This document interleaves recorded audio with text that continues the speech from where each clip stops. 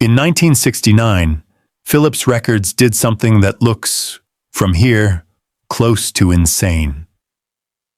The company set up a subsidiary label whose stated purpose was to sign progressive, experimental, and generally uncommercial artists, gave it a black and white spiral logo designed to induce mild vertigo when the record turned, called it Vertigo, and let it run. RCA did the same thing and called it Neon. EMI did it and called it Harvest. Pi did it and called it Dawn. Decca extended its Darum operation into a line called Nova. Within about 18 months, every major label in Britain had constructed an internal facility for releasing music that its own marketing departments could not explain. I want to begin there, because the standard version of the story I am about to tell gets its central explanation backwards.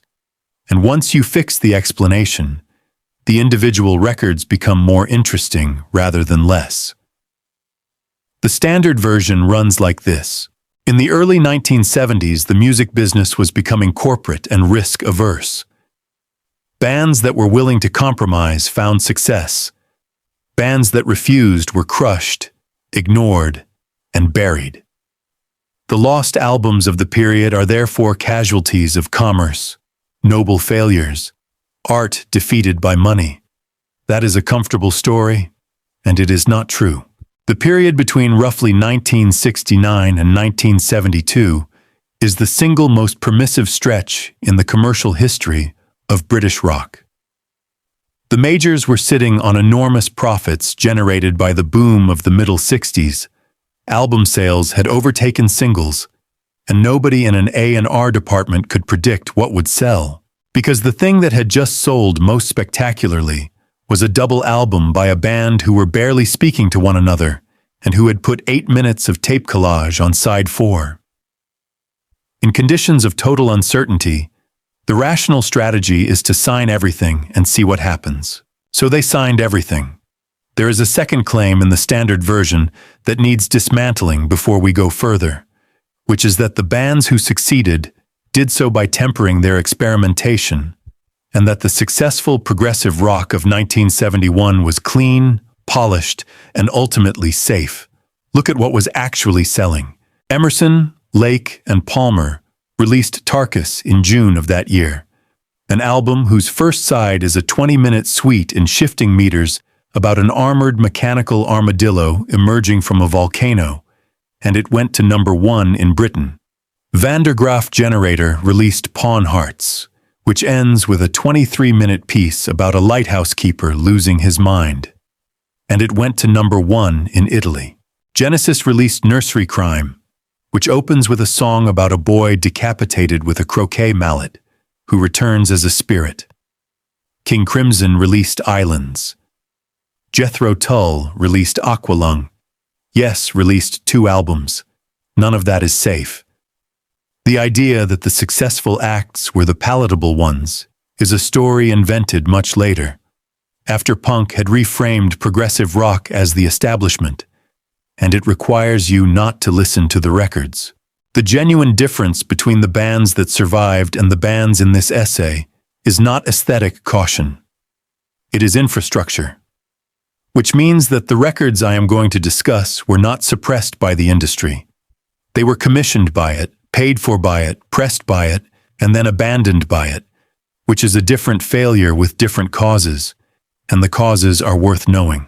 Before I get to the albums, 2 corrections, and I am putting them at the front rather than burying them, because both appear in essentially every video on this subject, including an earlier version of this one on this channel. The first concerns Gracious. Their record This Is Gracious is habitually listed among the great obscurities of 1971. It came out in 1972. Their self-titled debut, on Vertigo, is the 1970 release. Anyone assembling a 1971 list around the second album has misdated it by a year. The second concerns MacDonald and Giles. That album is usually described as a 1971 release, and in the United States it was on Cotillion. In Britain, it appeared on Island at the very end of 1970. Both statements are true, and the distinction matters if you are making claims about what a given year contained. I am going to keep both records in the essay, because both belong to this story, but I am going to discuss them with the dates stated correctly, rather than smoothing them into a tidy year. The tidiness is the problem. 1971 is a convenient frame, not a real boundary, and the phenomenon I am describing runs from roughly 1969 to 1972. It is worth understanding how those imprints actually worked, because the mechanics explain more than any amount of talk about artistic courage. A progressive subsidiary operated on very small numbers. An advance might be a few £100. Studio time was booked in blocks measured in days, not months, so a large proportion of these albums were recorded in under 2 weeks. Initial pressings ran in the low thousands. The Vertigo swirl, that black and white spiral covering the entire label area, was designed by the sleeve designers at Philips as a visual signature that would make the records identifiable across a shop floor, which is itself an admission that the label expected to sell to a self-selecting audience who would buy on the logo alone. The economics of that model are straightforward. If you sign 20 acts cheaply and one of them becomes Black Sabbath, which is precisely what happened to Vertigo, the label has paid for itself several times over, and the other 19 records are a rounding error. That is not artistic patronage. It is a portfolio strategy, and it works exactly like venture capital, including the part where most of the portfolio is written off without anybody feeling particularly bad about it. Understanding this changes how you hear the phrase, "the label did not support them." The label was never going to support them. Support was reserved for whatever showed early signs of returning the investment, and everything else was permitted to exist rather than promoted. The freedom these musicians enjoyed and the neglect they suffered were the same policy, viewed from two ends. So, 5 albums. We begin with the most extreme thing any British label released in that window, which is First Utterance by Comus, issued on Dawn, the Pi subsidiary, in 1971. The first correction here is the name, and it is not trivial. Comus is not a generic invocation of paganism. Comus is a character in a masque, written by John Milton in 1634, in which a sorcerer, the son of Bacchus and Circe, waylays a young woman lost in a wood, immobilizes her in an enchanted chair, and attempts to persuade her by argument to abandon her chastity. Milton's masque is a debate about temperance and appetite in which the tempter is given the best speeches, and the woman is rescued but never actually released from the chair. That is the source, not a vague idea of the pre-Christian, but a specific 17th century English text about coercion in a forest, written by the man who would later write Paradise Lost.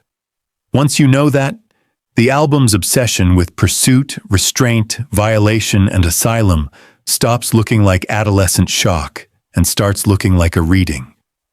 The second correction is a credit. Every account I have seen of this record, including the earlier version of this script, names the second vocalist as Bobby Watson. She was Bobby Watson, and the female voice on that album is not decoration. The music is built on the contrast between Roger Wooten's shredded animal delivery and Watson's clear soprano, which frequently sings the most beautiful lines over the ugliest material. Removing her from the credits removes half the album's mechanism. The music itself is acoustic and it is terrifying. Wooten and Glenn Goring on guitars, Colin Pearson on violin and viola, Rob Young on flute and oboe, Andy Hellaby on bass. No drum kit to speak of, no amplification to hide behind, and a ferocity that most electric bands of the period never reached. Pearson's violin is not the pastoral instrument of English folk revival. It is used percussively and at the top of its register, scraping and sawing, and the guitars are played with a hard, dry attack that keeps the whole thing in a state of imminent collapse. The subject matter includes sexual violence and murder, treated directly, and a closing song set inside an asylum from the point of view of an inmate. It is genuinely difficult listening, and the difficulty is not a texture, it is the content. It sold nothing. The band splintered almost immediately, made a second album in 1974 called To Keep From Crying, which sounds like a completely different and considerably lesser group, and disappeared. And then it acquired the strangest afterlife in British music.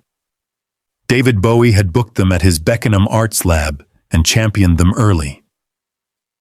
In the 1990s, the record was taken up by David Tibet of Current 93, who reissued it and effectively founded a genre around it. Michael Okerfeldt of Opeth named it repeatedly as an influence, which carried it into the extreme metal audience, where it remains a canonical text. The band reformed in 2008 and recorded again in 2012.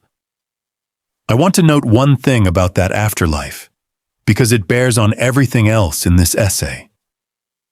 The genre labels now attached to this record, acid folk, wired folk, dark folk, did not exist in 1971. They were invented retrospectively, largely in the 1990s and 2000s, partly by musicians and partly by reissue labels, and they were constructed backwards from a small number of records, of which this is the primary example. That is not a criticism. It is simply worth knowing that when we say Comus invented a genre, what we mean is that a genre was later built around Comus, which is a different sentence. The second album is Spring, self-titled, released on Neon in 1971, and here the received account misses everything that makes it remarkable. Neon was RCA's progressive imprint, and it lasted barely more than a year. Spring were from Leicester, and their record is famous among collectors for one reason, which is that it is built on 3 mellotrons. A word on that instrument, because it gets described lazily. The mellotron is not a synthesizer, and it does not generate anything. Under each key is a length of magnetic tape, carrying a recording of a real instrument playing that note. Press the key, and a capstan pulls the tape across a head. Release it, and the tape springs back. Each note lasts about 8 seconds, and then simply stops, whether you have finished the phrase or not, and the whole assembly goes out of tune when the room warms up. It is, in effect, the first sampler, and it is a machine that fights the player continuously. Most bands of the era used one, sparingly, to add orchestral color at a climax. Spring built the entire architecture of their album out of 3 of them, played by Kips Brown and Ray Martinez, which produces a density and a wobble that no orchestra could imitate, and that no orchestra would want to. 2 further facts that the standard account omits entirely. The album was produced by Gus Dudgeon, who was at that moment producing Elton John's most successful records. So this was not a band left in a cupboard by an indifferent label. And the drummer was Pick Withers, who 8 years later would be the drummer in Dire Straits, playing on Sultans of Swing and on the first 4 albums. Meanwhile, the singer, Pat Moran, went on to a substantial career as a producer and engineer, working with Robert Plant, among others. So the picture of Spring as naive innocence crushed by the machine does not hold. They were competently produced and professionally staffed, and the record failed anyway, which should tell us that the explanation lies elsewhere. The third is Gracious, and their story is the purest illustration of the argument I am making, which is why I want to spend some time on it rather than leaving it as a footnote about a date. Gracious were signed to Vertigo, and their self-titled first album came out on the Swirl in 1970. That record alone tells you how loose the A and R policy of the period was. A band with no following, no hit, and no obvious market got a major label subsidiary, studio time, and a striking gatefold sleeve. Alan Cowderoy on guitar, Martin Kitcat on keyboards, Paul Davis singing, Tim Wheatley on bass, Robert Lipson on drums. Note the spellings, because the versions that circulate in transcripts and in a great many videos render them as Cowderoy and Kitcat, and neither is right. Their second album, This Is Gracious, appeared on Philips in 1972, and its centerpiece is Supernova, a suite occupying most of a side, moving between heavy riff-based passages and delicate, classically inflected sections, with Cowderoy and Kitcat trading extended instrumental episodes. It is ambitious. It is uneven. The singing is sometimes overwrought, and some of the experimental passages do not resolve into anything. And it also contains playing of real quality and a degree of raw energy that most of their better-funded contemporaries had already produced out of their records. Here is the correction that matters most, and that no account of this band seems to get right. You will read, repeatedly, that the album came out on Philips, a subsidiary of the larger Vertigo Records. That is inverted. Vertigo was the imprint. Philips, and behind Philips, the Phonogram Group, was the parent company.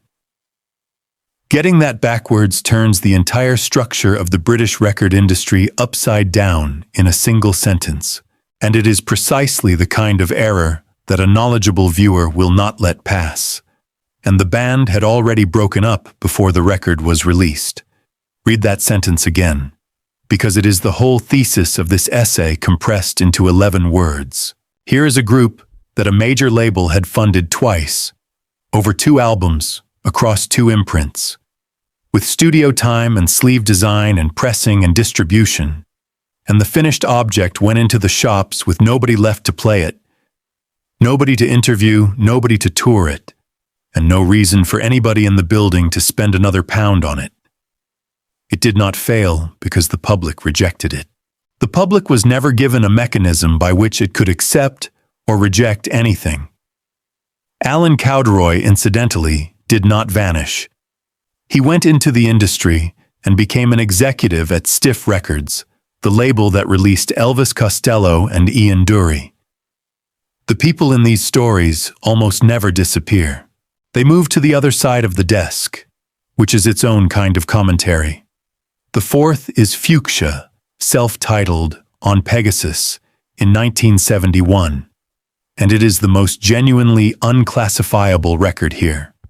Fuchsia were formed by students at Exeter University around the guitarist and singer Tony Durant, and their innovation was to build the group around a permanent string trio, 2 violins and a cello, played by Janet Rogers, Vanessa Hall-Smith, and Madeline Bland. The distinction that matters is between strings as arrangement and strings as membership. On a Moody Blues or a Barclay James Harvest record, an orchestra is hired, scored, and dismissed. In Fuchsia, the string players are the band. They are present throughout. They carry counter melodies, and they argue with the guitar rather than supporting it. The producer was David Hitchcock, which is a considerable detail, because Hitchcock produced Caravans in the Land of Grey and Pink, and would go on to produce Genesis's Foxtrot, Camel, and Renaissance. This was not an amateur operation. What sinks Fuchsia is structural rather than artistic. Pegasus was a small imprint under B and C Records.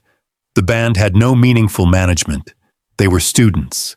And the record went out into a market with no promotional support and no touring behind it. The album vanished so completely that original copies became among the most expensive British records of the period, and Durant, who had moved to Australia, spent decades unaware that his record had become a collector's object until the reissues began. The fifth is MacDonald and Giles, and it is the great counterfactual of progressive rock. Ian MacDonald and Michael Giles were founding members of King Crimson, and their contribution to In the Court of the Crimson King is enormous. MacDonald played the saxophone, the flute, and, decisively, the mellotron, which means that the sound most people think of as the essence of that album is his. Giles played the drums, and his playing on that record is among the finest in the genre, elastic, jazz-derived, constantly reshaping the beat under the music. Both of them left in December of 1969, at the end of the American tour, exhausted by the road and uneasy about the direction the music was taking. The following year, they made one album together, released in Britain on Island at the very end of 1970. What it sounds like is a genuine surprise. It is warm, pastoral, melodic, and frequently funny, with lush harmony singing and a sidelong suite called Birdman that is whimsical where Crimson was apocalyptic. Peter Giles, Michael's brother and a former Crimson bassist, plays on it. Steve Winwood guests on organ and piano. The received account treats this as two men freed from constraint and creating joyously. I would put it more sharply. This album is the answer to a question that the entire history of the genre depends on, which is what King Crimson would have sounded like if the melodic English pastoral tendency had won the internal argument instead of the austere, dissonant Fripp tendency. The answer is that it would have sounded pleasant, and that it would not have mattered.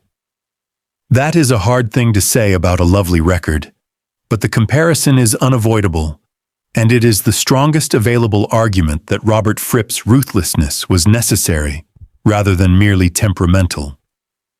There is a final irony. Ian MacDonald, who built the mellotron sound of the most influential progressive rock album ever made, co-founded Foreigner in 1976 and spent the second half of the decade playing on stadium rock singles. One record I would add as a recommendation, rather than as a sixth exhibit, because it belongs beside these and almost nobody names it, is Asylum by Cressida on Vertigo from 1971, with string arrangements by Paul Buckmaster. It is the most quietly accomplished British progressive album of that year, and it disappeared for exactly the same reasons. So why did these records fail? Not because audiences could not handle them. Asylum is easier listening than Tarkus, which reached number 1. Not because the industry rejected them, since the industry paid for them. The actual causes are duller and more instructive. The first is promotion. A major label subsidiary could sign a band on a small advance and press a few thousand copies without anyone noticing.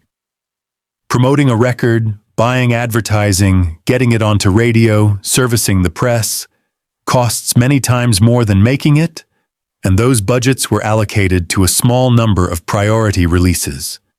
Everything else was pressed, shipped, and left to find its own way. Most of these albums were not rejected by the public. They were never presented to the public. The second is touring, and it is decisive. In 1971, an album by an unknown band sold because the band played live constantly in colleges and clubs, and people who saw them bought the record. Comus splintered almost immediately. Fuchsia's members went back to being students. Spring dissolved. Gracious had already broken up before their second album appeared. A record with no band behind it has no mechanism by which it can be discovered. And every one of these acts had ceased to exist at exactly the moment when the only thing that could have saved the record was 200 nights on the road. The third is timing. The permissive window closed. The oil crisis of 1973 raised the price of the petroleum from which vinyl is made. Pressing costs rose sharply, and the majors quietly shut their experimental imprints. Neon lasted barely a year. Dawn and Nova wound down. Vertigo survived by becoming a conventional rock label. The 3-year experiment in signing everything ended, and the records made inside it were left without even the passive support of a label that believed in the category. Which brings me to the last thing I want to say, and it is the part that this genre of essay never says about itself. There is an economy attached to the lost classic, and we are all inside it. An original pressing of fuchsia or of first utterance in good condition is worth a great deal of money, and it is worth that money because it is scarce, and it is scarce because it failed. The narrative of the neglected masterpiece raises the value of the object, and the value of the object reinforces the narrative. Reissue labels have a commercial interest in the word masterpiece. Collectors have a financial interest in it. Channels like this one have an attention interest in it. So I think we owe these records an honest question, which is how much of what we hear in them is the music and how much is the rarity.